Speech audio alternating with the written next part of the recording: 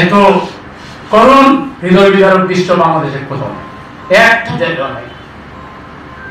আমাকে যখন সংগঠন এখানে আসতে বললো, সেই 2022 সালের বন্যা থেকে আমি প্রতিটি গ্রামে গ্রামে, প্রতিটি সেন্টারে সেন্টারে যাওয়ার চেষ্টা করছি, সব জায়গায় একটাই আকুল আবেদন। তখন আমি ভাবলাম যে এমপি নির্বাচন কবে হবে, আর আমি ততদিন বসে বসে শুধু আঙুল চুষবো, দেখবো, তার চেয়ে বরং আমি একটা ফোরাম গঠন করি। এই যে ফোরাম, গোলাপগঞ্জ বেনিবাজার উন্নয়ন ফোরাম।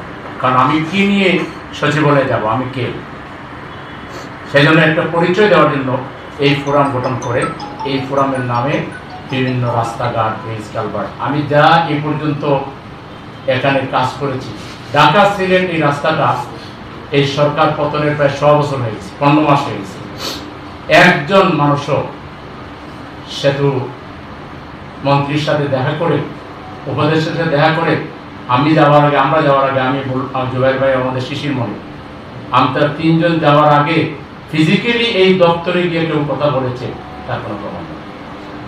আমি বিবৃতি দিয়েছি গোটা বিভাগের ব্যাপারে, পুরো বিভাগের রাস্তাঘাট, মেডিকেল কলেজ, কলকারখানা, এটার জন্য আমি একটা বিবৃতি দিয়েছি।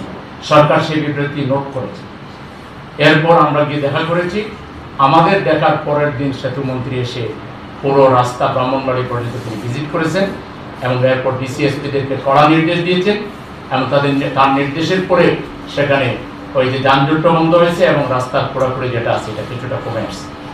এরপরে অনেকে দেখছি যে মানববন্ধন, এটা সেটা অনেক কিছু করতে, আমার যেটা ঠিক আছে, যে কোনো একটা দাবি কেউ না কেউ শুরু করে পরবর্তীতে অন্যরা সহযোগিতা করে, আমি থেকে ওয়েলকাম জানাই।